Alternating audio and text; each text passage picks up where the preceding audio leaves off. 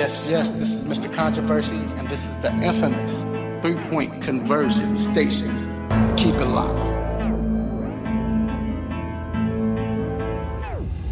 Welcome to Brownstown, USA. In this episode, we interview Chris Ransom of Draft Utopia, talking about the combine and what people we are going to target in this draft. Also, we talk about the latest free agent news, franchise tags, and all your latest rumors out there. Thank you for listening. This is Brownstown, USA, powered by the three-point conversion. See you in a minute. Got it back because I'm brown. So what's up? Coming at you live and direct. Yo, dude, represent. Mr. Roll the South Town. With that new sound. As we get down. From coast to coast, representing all the dog pound, this is the Brownstown USA, powered by the three-point conversion. The three-point conversion, where fans' opinions matter. I'm Eric. Over there is LA. What's going on, everybody? Brownstown, USA, powered by the three-point conversion, and I am so excited because we just got done watching people run in shorts across the field, guys. Now, I'm talking none only than the NFL Combine, man. What a great weekend to be able to sit back, relax, and be able to watch the Combine. Eric, it cleared up some things for us for certain players, made things more murky for other players. All kinds of rumors getting passed around. And not only that, but we are smack dab in the middle of franchise tagging season with the deadline being later on today.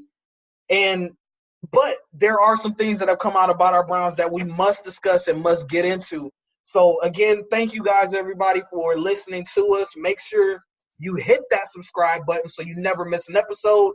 Make sure you drop us a review as well if you're on iTunes.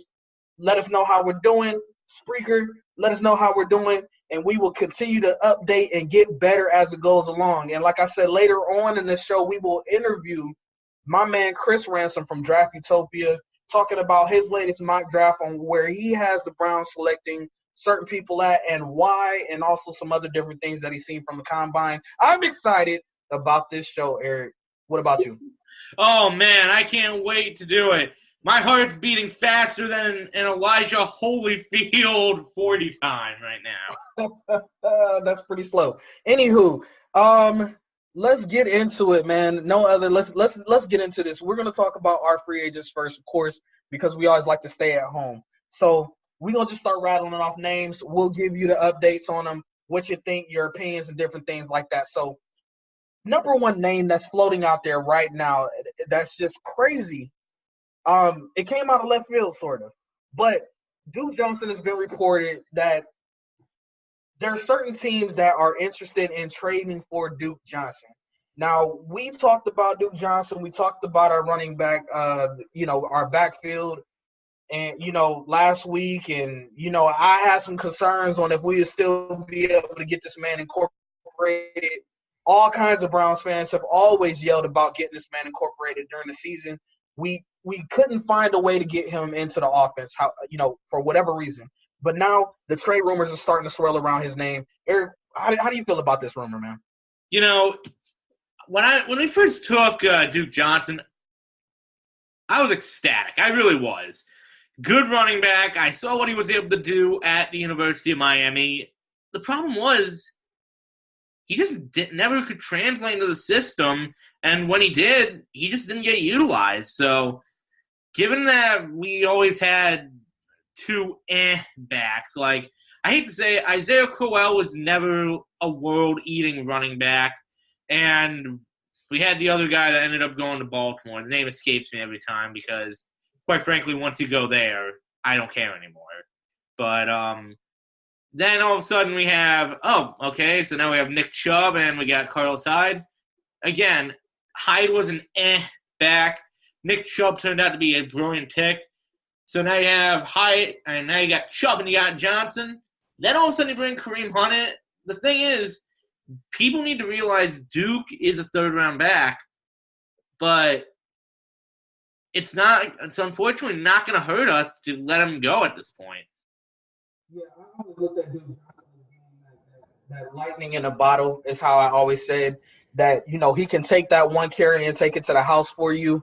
If not, then he's going to get, stopped behind the line, lost for yards, maybe, 2 to 3 yards or something like that. But he's just that weird X factor, that utility tool that can be used for anything, a Swiss Army knife, what have you.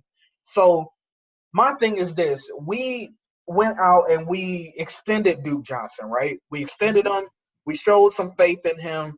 And then we don't use him again, And so I'm kind of at odds with this because I like Duke as a person. But as a football player, I'm like, okay, well, what can you do for me? But at the same time, why trade this man and create a hole when we don't know what Kareem Hunt is going to do? Like you said last week, we don't know if we're going to see Kareem Hunt on the field at all, for the Browns. He could mess up again and just get cut, or, he's going to be out 8 to 10 games, whatever the speculated game amount is. We don't know how long he's going to be out. So why create a hole at running back for no reason, okay? I know that there is a rookie out there running back, but the running back free agency pool is not that deep. The rookie running backs aren't that impressive. So to give up Duke Johnson, I think I would need to be blown away, Eric, by the offer.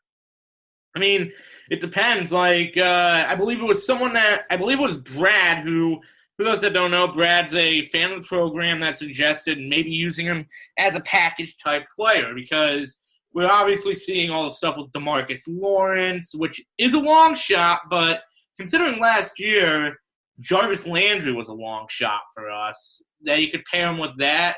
If Cleveland really wants to make a run at D Ford to put him as a defensive end, you could package Duke probably with something, because I hate to say it, even Kansas City doesn't have a running back at this point. But the two names that we're obviously hearing are the Cowboys and then the Philadelphia Eagles, who are looking to replace Darren Sproles at this point. So what could be intriguing is they have young players that I wouldn't mind going out and getting, but the thing is, you need to be able to make sure, as you just said, that you have all your eggs in a row, so that way you're not cracking a yolk over there. Exactly. Don't trade Duke if you don't have to. That's my point. There's really no point. We got him locked up. We have an X factor in Kareem Hunt, which we don't know. I mean, not an X factor, but a variable. We don't know what's really going on. Nick Chubb, is there, but injuries happen. No need to cause a hole on the team if you don't have to, right? Mm-hmm. So moving on, another name that popped up, Jamie Collins. Okay, Mary Kay Cabot just released an article talking about Jamie and basically saying that he's not going to take a pay cut. He's not going to take a pay cut. Doesn't want to restructure his contract or anything to stay with the Browns. So he's more than likely going to be traded or cut. Now, for me, that's going to be cut because I can't see anybody trading for Jamie in that contract. So how do you feel about this situation, Eric? Where are you at with Jamie Collins?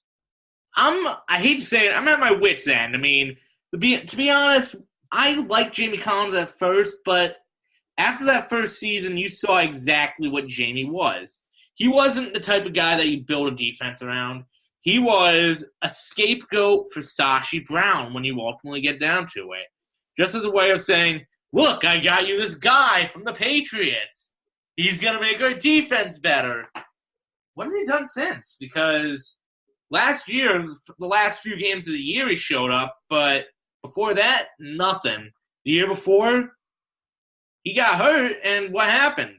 Joe Schobert came out of nowhere and actually looked like a beast. The fact of the matter is, I have a feeling that if you get rid of Jamie, you could put Kirksey on the outside, you could put Joe Schobert on the outside. Then all you have to do is find somebody to play the inside.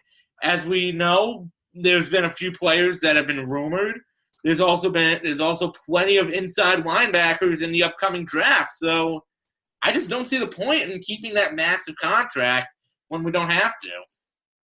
Well, while you were talking about it, I did do a stat check. I'm not going to lie. Jamie actually had the second best year of his career last year, 104 combined tackles. The only other time he's eclipsed 100 was back in 2014 with New England. Now, we can go ahead and chalk that up and say that maybe he got it in garbage time, different injuries and stuff like that made him stay out there longer. Okay, cool. But the problem with Jamie that we kept hearing about and kept talking about is his effort at times. So it's like at times he looked like that Pro Bowl, linebacker that we traded for, and at other times he just looked like a garbage person out there and disappeared. So he was always up and down. And then, of course, he is getting older. And on top of that, right now, Eric, this is a time that there's some good linebackers out there. You know what I'm saying? Like, we can literally upgrade our linebacking core. So it just happens to be an off time for Jamie right now, and it looks like it's time for the Browns to go ahead and move on. Absolutely. Now, go ahead. I'm sorry. The last point I will make also, Jamie also is the last big piece that represents a really painful era for us Browns fans, unfortunately. I mean, look, I know this sounds silly, but one of the biggest problems that I do feel, I remember that somebody brought this up in a group, is that we hold on to pieces that we think are good, but really aren't, because they represent an older form of it. Joe Hayden's an example of that, where it's like, oh, we're good, this guy's good, but he doesn't play on a good defense. This guy can be a Pro Bowler, but the pieces around him don't add up. I hate to say it, Jamie Collins is the antithesis of that right now, and you know what? If you want to build a defense, you gotta cut that tumor out before it becomes a full-on cancer. Understood. Now, another name that's getting floated around right now, Rashard Higgins. We knew that he was going in. He was going to be a restricted free agent. The Browns placed a second-round tender on him, basically meaning that if anybody wants to sign him, then we are compensated by a second-round pick. The wide receiver market out there as far as free agency is not deep whatsoever. It's not good at all. Now, there are some intriguing wide receivers, of course, coming in the draft, but as far as free agency, not really anything out there. Eric, do you see Rashard getting, what kind of contract do you see him getting? I mean, do you see somebody like maybe offering him a bloated contract to maybe put some pressure on the Browns? How do you see the situation playing out? Well, first off, I hate to say it, but if I was Cleveland, I would have trolled and actually put that number one tender on him, just to be like, if you really want him, we'll take a number one pick for him. But you know what? That's just me personally. I'm just that cynical of a D-bag. But yes, you are. But in all fairness, I think his second round tenure is good. If someone wants to offer him a massive contract, I know a lot of people say that him and Baker were good, but good together, and they were. The problem is, though, Baker also spread the ball around a lot. So I have no problem with it. If you can get a pick for him, that's great, because honestly, John Dorsey is good on day 2 and day 3, so perfect. The one thing I will say is I'm still scratching my head at the other about BBC not getting tendered, but that's another story for another day. The fact is, I like the move, and I still have a weird feeling that Higgins will be in Cleveland next year. Gotcha. Now, since you brought it up, let's go ahead and discuss him. Brian Body Calhoun was not tendered. Looks like he's going to test out the free agent market. BBC, he's a good player to me. We talked about his versatility, and, he's filled in at times where we needed guys there. I mean, he stepped up to the plate, especially when we had so many injuries in the secondary last season. I'm kind of at odds with this one. I'm kind of like in Dorsey we trust, you know what I'm saying? Mm-hmm. But at the same time, like, I feel like, yeah, we could have probably got him back. Now, I'm not don't know what Brian Body is trying to command as far as contract wise, because that may be it. Maybe the number he's asking for is just a little bit too much. And there's plenty of corners in this draft. I mean, it's a lot of corners in this draft. And then there's going to be corners on the free agent market. It always is. There's a lot of corners out there. So maybe Dorsey is seeing that maybe he can get a gamble, get somebody a little bit cheaper, or maybe somebody that he can upgrade with a little bit more value. How you see this BBC situation unfolding? Well, to be honest, I kind of had a feeling he was in trouble last year after Cleveland pretty much turned him into a safety, which is where he started. When the year before, he was probably one of the best nickel corners in the game at that point. Like, he was one of the better ones, and if I remember correctly, even went to the Pro Bowl as a nickel corner / special teams guy. The problem is, though, the minute he turned to safety, which is what he came up with the Jaguars, that's what got him cut in the first place, or on the practice team in the first place. That's not to say he's bad. It's just to say that he just didn't fit. And given that TJ Carey was a really good nickelback last year, if you go look up those stats, he was actually pretty impressive, as much as we might have given him a little bit of a hard time with that. But the thing is, considering that, as you said, the cornerback market and the draft is pretty good, but you also got to consider the free agent market and for safeties and in the draft. There's a lot of good safeties coming into this draft. That's not even to mention the fact that he wasn't seeing the field all that often. So I wouldn't be surprised.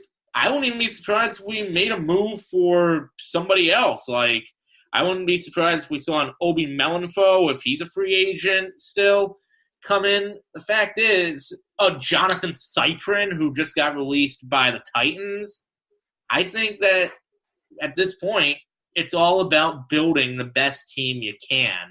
And unfortunately, last year, because of where he was, BBC took a step back. Gotcha. Now, one last name we're going to talk about, and then we're going to take a quick break. Perriman. Now, we discussed him a little bit last week. Now we're starting to know a little bit more about the situation. Looks like Perriman wants to get paid, which I believe is asinine right now. As you said last week, he basically was on the street, and then we took him in, and he showed some flashes, but still wasn't enough to say, okay, give me millions and millions of dollars, in my opinion. I'm not really too sad to see Perriman go. Like I said, I feel like we brought in another wide receiver that is just like him, and Jalen Strong. And then also there is going to be a lot of wide receivers coming out of this draft that I feel like we can get in that day 2, day 3 area. And we don't have to pay Perriman big bucks at all. I mean, we have our big buck wide receiver and Jarvis already. And, and leading that wide receiver core, we both expect Higgins to come back as well. So Perriman, I would like to see him stay. But, again, we already know his agent is Rosenhaus, who plays hardball, especially with the Browns. So he just doesn't have a good track record with us, a la Terrell Pryor. Are you in agreement here with Perriman? I'm going to be honest with you. When that report came out, my first thought was send him up the river. No offense to him. Perriman showed that he has the potential to do it. But this is exactly what happened with Terrell Pryor a couple years ago.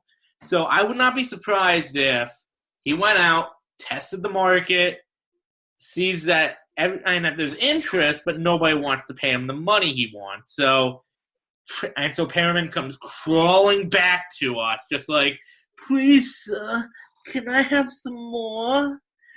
No, I'm sorry, but one of the things that the crazy part is that Baltimore came out. Harbaugh has said that he wouldn't even be opposed to bringing back Perriman after he's seen that, hey, he might be actually good. We might have released him a little bit too soon, but based off of, some of the situation that was going on in Baltimore, they needed to make that move. But he said he would be open to bringing back Perriman as well.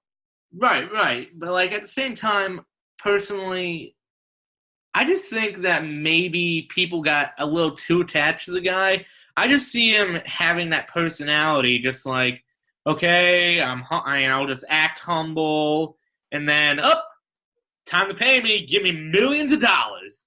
The other thing is with it, apparently they're hung up on the fact that the Browns want to go short term, Perriman wants to go long term. I hate to say it, but in that situation, he didn't do enough to warrant a long-term deal is the thing. Like, no offense, I am at this situation in the regards that he was with us for a few weeks. Like, I believe he was signed within he was signed like halfway through the season.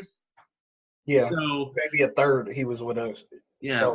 So like that's just not enough to warrant like at least more than 1 year at this point. I mean, freaking Greg Robinson, who, no offense, was more valuable than Perriman last year, is still getting a 1 year deal.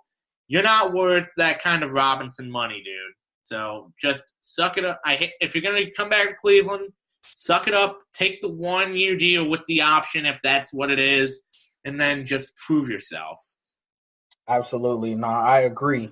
So check this out, y'all. We're going to take a quick break. When we come back, we're going to be joined by our special guest, Chris Ransom, at Draft Utopia to break down some of the draft, combine, and different things like that. I'm very excited, and we can't wait to talk to my man, Chris. So we'll be right back. Brownstown, USA, powered by the 3-Point Conversion.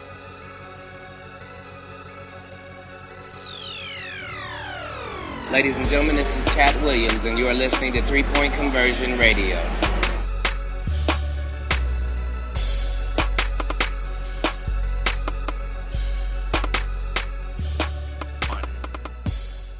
And we are back, Brownstown, USA, and we are joined by a very, very special guest, a guy that I've known for years and just admire his work and what he does. And couldn't think of a more perfect person to get on with us, especially with it being draft time. And it's none other than my man, Chris Ransom, owner of Draft Utopia. Chris, what's going on? Thanks for having me on, LA. Draft Utopia has been around since 2012, and we're in year 7, and we're just updating draft content. We do it for every sport, whether it's hockey, Major League Soccer, baseball, NBA. I was at the 2019 MLS Super Draft as a media member. So we're going to cover a draft in Jacksonville. Like, we're actually going to cover a draft party in Jacksonville this year. So we're just continuing to make strides. Absolutely. Yeah, you do definitely put in the work. And like I said, I am a big fan of yours. And I know that you're out there putting in hard work. So let's get into it, man. You put out a mock draft a little while ago. You mocked us at basically you had the Cleveland Browns selecting Dexter Lawrence from Clemson, I believe, right? And what made you come to that conclusion? What do you see out of Dexter Lawrence? Well, Dexter Lawrence is one of my favorite players in the class. 6'5", 340. He ran a 5.05 40 time at the combine, and I just felt like he's one of these top 20 players in this draft. Cleveland doesn't have to take him at 17. They could go a number of different routes. They could get a corner. If someone like Byron Murphy fell to 17, that could be an option as well to pair with Denzel Ward. If a receiver like N'Keal Harry fell to 17, they could get a big body for Baker Mayfield. But I'm looking at the Browns. I think they've got the fewest needs of any team in the AFC outside of maybe the Chiefs, because they just need to address receiver, get a bigger receiver to replace Higgins. You get a defensive tackle to pair with Ogunjobi, and you get a corner to pair with Denzel Ward. You address those 3 areas, you're pretty much set. I feel like they could get another offensive tackle for depth, but they just have so much depth on the offensive line that it's not really a necessity at this point. Baker Mayfield was able to hold his own with the current unit up front. So I think the Browns are a lot closer to contending than people realize, and Cleveland might be due for a big splash in 2019. All right. Hey, it's Eric here. So a lot of Browns fans seem enamored by linebacker Devin White. So I got to ask, why Lawrence over White? I don't think Devin White's going to be there at 17. This mock was made before the combine. And after Devin White had such a brilliant day at the combine, I'm not sure if he'll be there. Maybe Devin Bush will be there at 17, but I just don't think Devin White's going to even make it out of the top 10. The reason I'm waiting to update the mock is because I want to know what the Cardinals are going to do with Rosen first. Because if they take Kyler Murray, that causes me to redo the entire mock, not just number one and leave Bosa there. Because I think Bosa's the best player in the draft. But if the Cardinals are that content on taking Murray, I have to put Murray at one, and that causes a domino effect in the entire mock draft itself. Fair enough. One of the biggest things that a few people have brought up is the suspension that Dexter Lawrence got because of the ties to PED before the Cotton Bowl. Do you believe that will affect his draft stock at all? I don't believe it will, because he was one of the most touted players in the country, along with Christian Wilkins, Farrell, the guys that Dabo Sweeney's done an amazing job recruiting.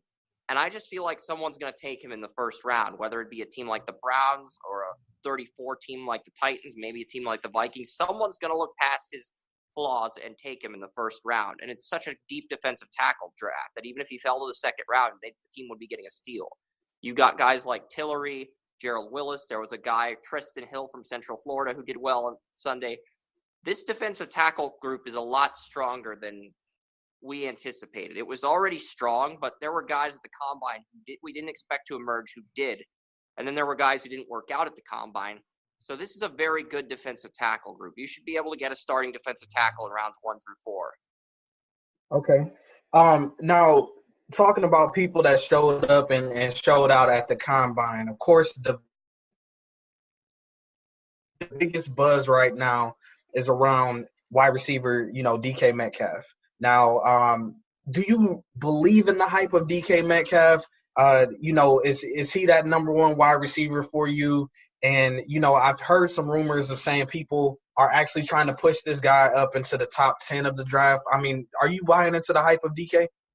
I think DK's hype is completely warranted. I had him at 102 heading into the combine because I wasn't sure how I felt about his tape. But he just dominated the combine, and it's at the point where I don't think he's getting out of the top 10. I wouldn't even be surprised if a team like the Jets took him at 3 because they kept tweeting about him.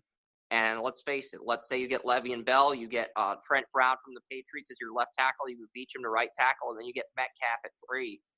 That gives Darnold protection, a running game, and a target to throw to for deep plays with Metcalf that can take pressure off him. That improves the Jets. That doubles the Jets, potentially triples their win total, but they're still not a playoff team yet. But that's a start. That allows you to put the foundation in place for Darnold moving forward. So, number one overall, I know you just said before about the Kyler Murray situation with the Cardinals, if they're going to trade Josh Rosen or not, and you had Nick Bosa going number one overall.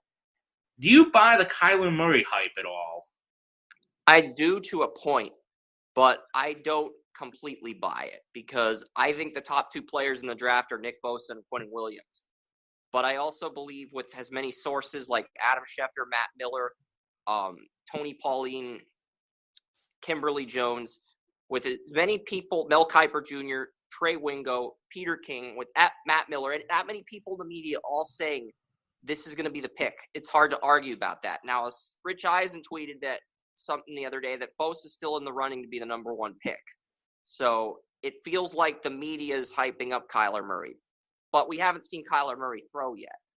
So what I'm looking at is, are the Cardinals going to trade Rosen before Kyler Murray throws at his pro day on March 13th or after? And I believe March 13th is also the first day of the new league year. So that's the variable I'm looking at, because that's the variable that's going to dictate what the Cardinals do with the top pick in the draft. Because one source close to the Cardinals told me they're looking at 3 players, Williams, Bosa, and Kyler Murray. They're that far in the process. Like, they've already narrowed it down to those 3. And what they do is they don't know if the front office is bluffing with Rosen staying or if they want to move on from him. That's all I know, and they're not going to disclose any more information. But they are that far along in the process. And it just feels like the Cardinals are going to do with either one of those three players, then the 49ers would probably take Bosa or Williams at 2, depending on what the Cardinals did at number 1. That just seems pretty clear. I feel like the Jets would take Metcalf because they need multiple receivers, multiple tight ends, as well as a running back. So that's sort of where I came to a conclusion. And then the Raiders, I think they'd go Devin White at 4. And then number 5 is the toughest pick to make because Tampa could go Sweat. They could go Josh Allen. They could go with Devin Bush. I don't think they'd take Clelin Ferrell at 5, but they could take any one of those 3 players, and you can make a definitive argument that Sweat's better than Josh Allen, even though Josh Allen's got better tape. Sweat did well at the Combine and the Senior Bowl. Devin Bush is also a good fit for their 34 scheme, so they could go any of those 3 directions at 5. All right. No. Go ahead. Now, you brought up a good point. You said, Kyler Murray throwing at, at his pro day. Now, we know that a lot of this stuff is scripted. So, I mean, for the Cardinals to make such a big move like that,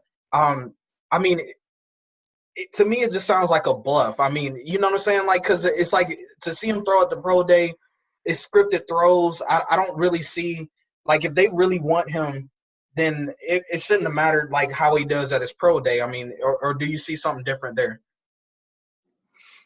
Well, I think the pro day could be influential because he didn't throw at the Combine. He didn't run at the Combine. Teams wanted to see that, but he looked good in the bowl game against Alabama. Even though his offensive line missed a lot of blocks, he actually avoided throwing any interceptions, and he played well enough to keep it from being a blowout. I'll go there. I'm not going to say it wasn't a complete whooping, but it's like he played respectable. It was a respectable performance versus Alabama. They didn't win, but he played well enough to garner attention, garner the right to be QB1. I mean, Drew Lock threw a pick versus Alabama, and Kyler Murray didn't. So if scouts want to say Kyler Murray's better than Lock for that reason, they can. And you got Kyler Murray, Dwayne Haskins, Drew Lock, and Daniel Jones. Those are the 4 QBs that are probably going to go in the first round of this draft. The question is who gets picked first. And if Arizona's that intent on Kyler Murray because he's a better scheme fit for Kingsbury's offense, then he's probably going to be the guy they pick. But I want to have conclusive evidence before I update my mock draft. And I'm going to update all 7 rounds because I know the draft order now. Like, I try to wait until I get the comp picks before I do a 7-round mock. But the Cardinals haven't revealed their plans yet. Like, I'm waiting for them to tip their hand. If they keep Rosen, I'm just going to have to guess, and I might be wrong. But I want to try to get a better idea of what Kyler Murray does at his pro day before I get too hasty and mock Bosa or Murray to 1, because if Rosen gets traded before the 13th or the trade's announced, then that's going to confirm Kyler's the number 1 pick. Absolutely. So moving back to the draft, the second round, you have the Browns grabbing Notre Dame cornerback Julian Love. What do you see in this kid that could really help Cleveland? Well, he's very good in zone coverage. I mean, he did the zone coverage drill at the Combine yesterday, and he was very good in that. And he plays man coverage very effectively. You'd like to see him get better in press, but he's a very effective cover corner. He ran a 4.54. Some people are saying he's a poor man's Desmond King, but I think he's got the talent to start next to Denzel Ward and be an immediate impact corner on the Cleveland Browns roster. He's not a number 1 corner, but he's a very good number 2 corner. I could see him being a good number 2 corner next to Denzel Ward on the Cleveland Browns, because I felt like Gaines was not an asset. And Jamar Taylor, they've been getting very bad number 2 corners. They got McCourty past his prime. So the Browns, they've got to fix their cornerback situation. They got to get a respectable corner next to Denzel Ward so that their pass defense isn't so suspect at times. And I feel like Julian Love is the player that fills that void the best. All right. So they were a turnover machine last year, but obviously the defense wasn't great. They were near the bottom. So you believe that Love could outplay Terrence Mitchell or TJ Carey?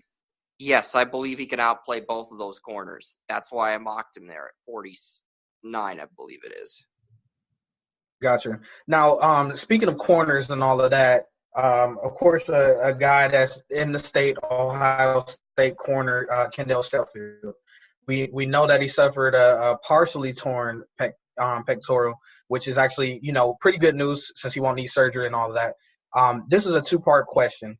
First of all, how far do you see him falling due to the injury? And then also, do you see that, that this is a problem maybe for the combine to test their strength off of doing these reps, lifting and all of that? Because we seen this happen last year too, to the other Ohio State guy. I believe he was the center. I forgot his name off the top of my head. Billy Price, he was the Bengals' first-round pick. Right. So, we're starting to see this a little bit more. My question is, do you have a problem with the combine still doing this? And then how far do you see Sheffield falling from this? Well, I don't really have a problem with the combine doing this unless it's going to lead to, if the combine drills led to CTE, then I'd have a problem with it, and you have to go back and lead the system. But part of participating in the combine is risking getting injured. You're agreeing to participate in the drills, so there comes risks with it. And I think the players are aware of that when they go in to do the interviews, and they can stop at any time. Greedy Williams had cramps in his feet after a certain drill, the LSU corner, so he stopped for the day after a certain point because he didn't feel good with the cramps. But maybe that's due to the 40 times, or maybe that's due to bench pressing. I feel like the most injuries come from those two drills more than anything else in the combine. I think those two drills are the root source of the majority of the injuries, the majority of players getting injured. Because you mentioned Billy Price, he got injured during the bench press last year, I believe, the Ohio State center. Mm-hmm. I was higher on Elflein, the other guy, but Billy Price, he showed why the Bengals took a first-round pick on him, and he actually looked pretty good until his injury in Week 2 against the Ravens. The freaking Ravens. So how far do you see Sheffield falling, or where do you have him at? I had a third-round grade on him, and I remember Tony Murray, one of my writers at Draft Utopia, emailing me about Sheffield being a potential first-rounder back in August, and I didn't think he'd declare as a sophomore redshirt, but then I found out he did. So I went back and I gave him a third-round grade. He could fall to round 4, but I think that's the furthest he'd slip, and that's entirely dependent on whether he works out his pro day. If he's healthy in time for his pro day, I think he could easily get back into the second round portion of things. I think he could go anywhere between rounds 2 and 4. He just has too much talent to fall out of the first 4 rounds of this draft, even with his injury. Gotcha. Well, there you have it, Chris. Man, you know your stuff. I definitely appreciate you coming on, dropping those nuggets for us. Like I said, big fan, Draft Utopia. Make sure you follow Draft Utopia on all the major social media outlets and draftutopia.com as well.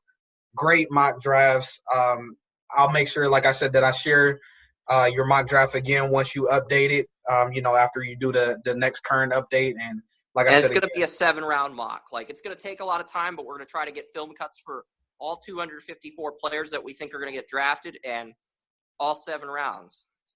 But we're waiting to see what the Cardinals do with the Murray situation before we get to work on that. So I might just do some guard rankings or some center rankings or just do some positional rankings, maybe update some news on our transactions pages for hockey, NBA, baseball. Just find something to do to buy some time. Okay. Well, there you have it. Thanks for having me on, LA. Have a good day. Absolutely. You too. We will be right back after this, and we'll dive into some free agency news. We interrupt this program to bring you this piece of news. It's LA and Eric here to tell you about the Brownstown USA podcast here on the 3-Point Conversion. We have facts, opinions, and hot takes about Cleveland's favorite team. The Cleveland Gladiators? Man, why on earth would we?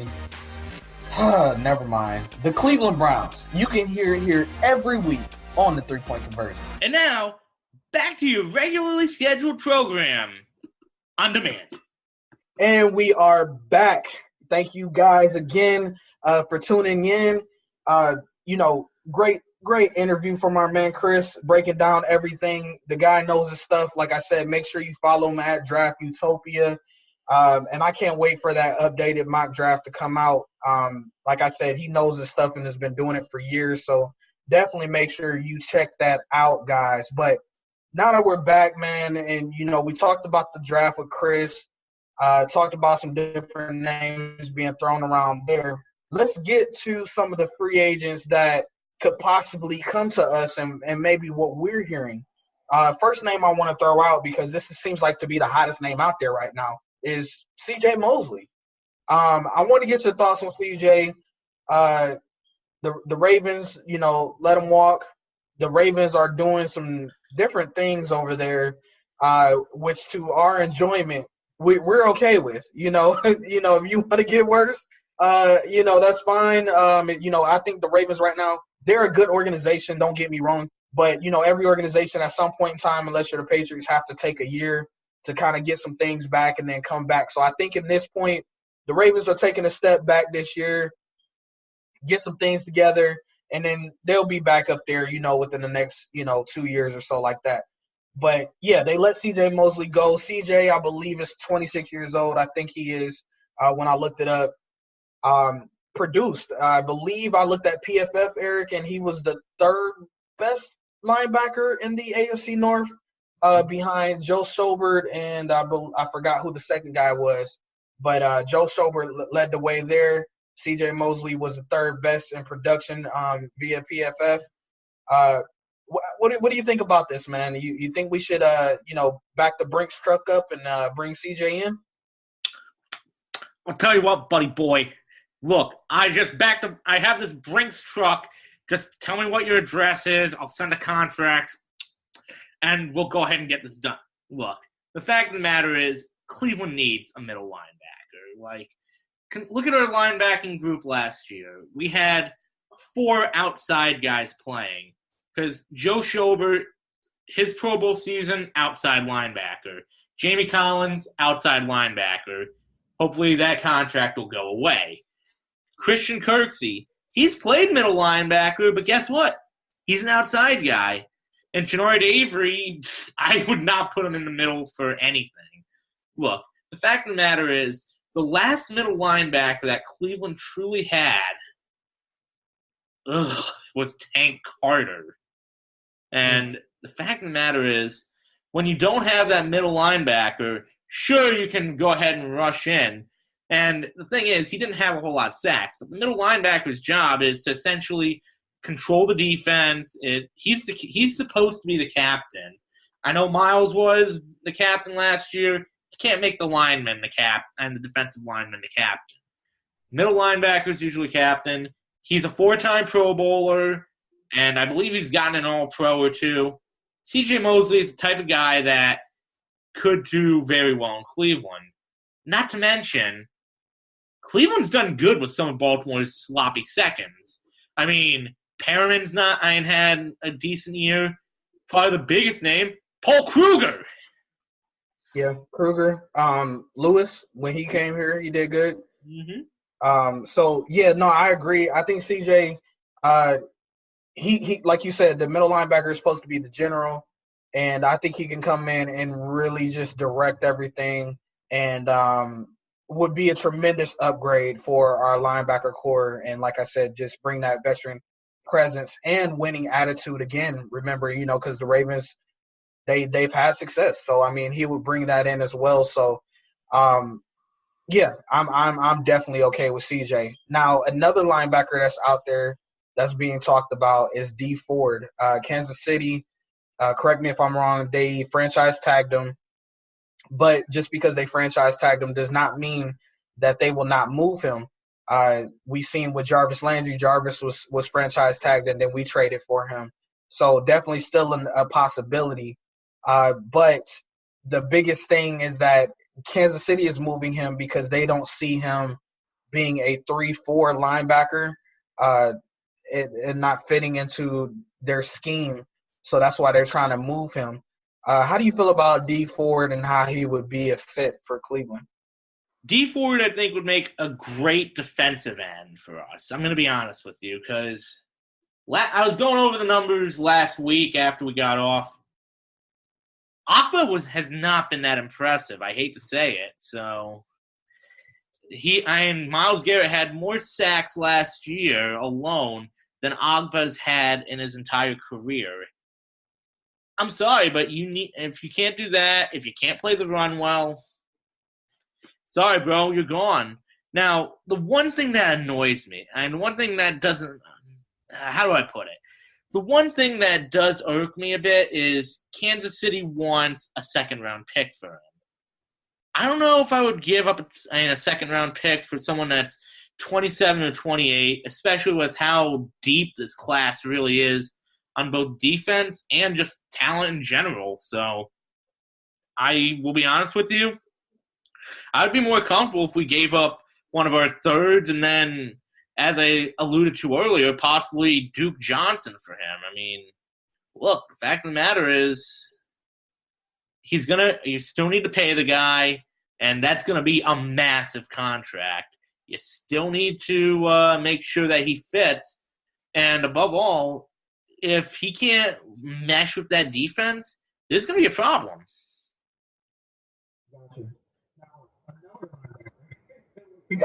We're just on that linebacker train right now.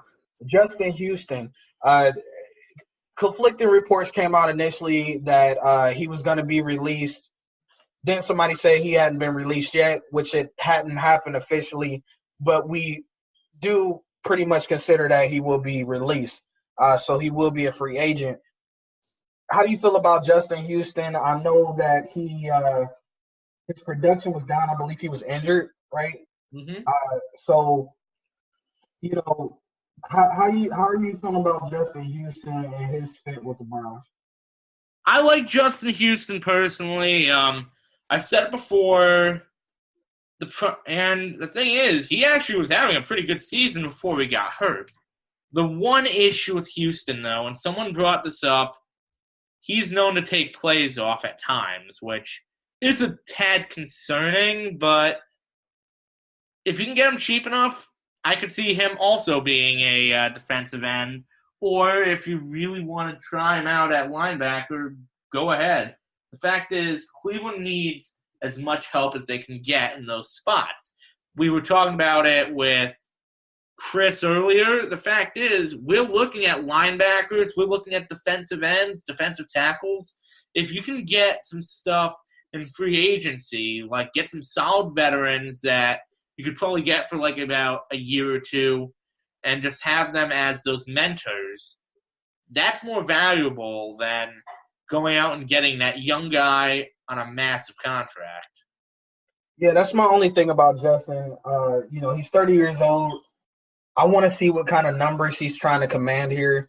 I know we got a ton of cap space, but at the same time, we need to be smart about it because I don't want to be in a crazy situation for when it is time to pay our young guys Myles Garrett and our other young guys that will be coming up and being off of that rookie contract. But at the same time, like we said, and we've seen the motto in the NFL is that if your QB is on a rookie contract, try to get as many people in as possible and try to, do what you got to do within that window, because once Baker commands that contract, it's pretty much going to be a lot of finagling that we're going to have to do around that contract. So, just let me know what Houston needs and wants as far as the number, and then we'll go from there.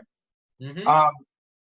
Now, another he's not a free agent, but another name I wanted to talk to you about, because we had talked about Duke Johnson and we talked about the teams that were interested in Duke, and one of the teams that was interested was the Philadelphia Eagles. Now, I heard earlier a proposal possibly that would have Duke going to the Eagles for Nelson Aguilar in return. I wanted to see how you felt about that deal. I believe I heard that off of Locked On Browns. Our good friends over at Locked On Browns, Jeff Lloyd, possibly proposed that deal, Duke for Nelson Aguilar. I wanted to see what you thought about that. Yes. Hi, Howie Roseman. You got a deal. Look, I'm going to be honest with you. I like Duke. I've wanted Aguilar for a while now. The kid's vastly underutilized in Philadelphia. Great player. He's got speed that he's got speed that we haven't seen in Cleveland since Joshua Cribbs. The fact of the matter is, I think he could be good, and if Duke's essentially just sitting there right now, which I hate to say it, he is, I would rather try to dump that contract off if I can, to be honest. So that way it opens up more cap space, And so that way, in 2-3 years' time, yes, I know that Baker has the contract still for 5 years. I would still like to get Baker signed early as well, like, if he does produce. But the thing is, this free agency, as much as we've seen all our big targets like Frank Clark, Ford, DeMarcus Lawrence all get tagged, there's still some quality free agents out there, like Trey Flowers. That's just the only one I can. Collins, all of them, all that. I mean, there's still quality talent to be captured out there. Why not go out and try to get more money? We're the third highest team. The only teams ahead of us are the Colts, I believe, and the Jets. The fact is, I want to open up the bank book this year. I want to get the checkbook open. I don't care what reports are saying. We're not going to spend that much. BS. This is going to be the year that Dorsey opens up and gets the credit cards out. He's going to max them out. He's going to get the checkbook out. And he's going to spend like a shopaholic at a 50% off sale at Macy's. Yeah, I mean, to be honest with you, this would be the year because we already know, or we've seen flashes of what we have at quarterback. We've seen what we can do as a team. And we're also witnessing the other different teams in the AFC North go down. I mean, the Bengals are in disarray.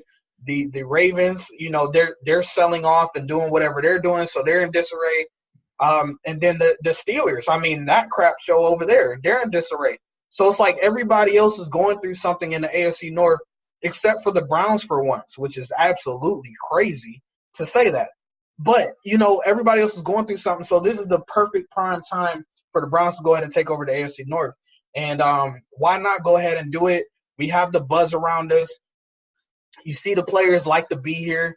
They're actually out and actively recruiting other players. So I don't think that it would be as hard of a sell for a free agent to come here like how it used to have to be, where we had to throw them a whole buttload of money and then they end up going to sign somewhere else anyway, because all the teams were doing was just trying to see what the Browns will offer and then say, oh, well, we'll give you $1 million or $2 million more and you want to play in that crap place. People use this as a pawn. And I think this year is the year that we can actually do something in free agency, man, and not be that pawn, but actually be that player actively going out and getting people. So great stuff there, man. We talked about free agents. We talked about the draft. We covered pretty much everything here. Eric, the next time we come back and we talk, man, we're going to be smack dab in the middle of the start of the new league year and free agency, man. I mean, this is about to be nuts. I got one more rumor for you right now. Okay, shoot. Okay, so right now there is a rumor that they're trying to get the Madden 20 cover athlete. I don't know about you. I don't like it. Baker Mayfield. Yeah, I seen that earlier. I was scrolling past. Look, it's gonna happen. Baker has the moxie. He has the just that it factor that I know he's going to grace the cover of Madden. I mean, it is going to be what it is. But at the same time, I want the guy to produce to be able to, be able to have the cover, because you got to put up a good season. I don't want it just to be because he's Baker and because of the hype around him. Go out there, put up a good season, and then get on the cover. I mean, it's cool. The Madden cover curse, I know we know all about that and all that, but I don't really – I think especially because I haven't bought Madden anymore, it doesn't really even apply to me anymore. Who buys Madden? Like, why? Whatever. Go for it. Shoot for it. Do what you got to do. But that's I'm cool with it, man. If you would have talked to me a couple years ago, I'd be like, no, I'm in the Madden curse, but not so much anymore. All right. Like, honestly, I don't want to see him just because being a Red Sox fan, I am very superstitious about some stuff, and the Madden curse is one of them. But in any case, I guess it wouldn't be too bad if it's during his sophomore year, because if it's during his sophomore year, it might actually drive his price down in the future for us to re-sign him. But at the same time, I want to see Baker do well. And besides that, Drew Brees didn't have that bad of a year. And then, of course, Tom Brady. The only thing that might have been curse-worthy was the fact he lost the Super Bowl. But you know what? I will take a freaking Browns Super Bowl right now. Absolutely. Absolutely, man. So, again, like I said, free agency will be upon us when we come back. We will be here to let you know and give you all the latest rumors and who we sign and who we don't sign and who we bring in for visits, because, you know, everybody will be courting people and bringing them in to wine them and dine them and shine them. That's what it's going to be about. So we could either have a very, very fast-hitting free agency, which, like last year, a lot of the big names fell early and fast, or it could be a little bit longer and we can see what's going on. So, like I said, Brownstown USA will have you there ready to go, have you prepared to what to look for, and go from there, man. So, again, thank you for listening to Brownstown USA. Definitely want to give a special thank you to Chris Ransom for being our guest on here, Draft Utopia. Make sure you follow at draftutopia.com where you can catch all of his mock drafts. And, of course, the 3-point conversion for powering us and doing what we got to do here for you guys. Make sure you catch Brownstown USA on all your social media at Brownstown USA. Join our Facebook group exclusively on Facebook. Just answer the questions to get in. If you don't answer the questions right, we're not going to let you in. I mean, because, look, you got Google, okay? I mean, just Google the dang on questions or something. But, don't come in with not answering the questions, okay? Because you would not be granted access. Just being honest. And remember to subscribe to the show so you'll never miss an episode. We are on iTunes. We'll soon be on iHeartRadio, and we'll soon be on Spotify pretty soon. Just waiting to hear back from them. But, yeah, there you have it. So, Eric, it's been a pleasure, and I can't wait to talk some more about free agency, man. This is the exciting period of the NFL. Absolutely, dude. The crazy thing is, by this time next week, we could have at least one or two names agreeing to terms with us, because we will be in the middle of that legal tampering period. We could have a trade made. We could have a shiny new toy. And you know what? Yes. I'm gonna love it! Christmas coming early. All right. Well, this is Brownstown USA. We will catch you guys next week. Thank you again.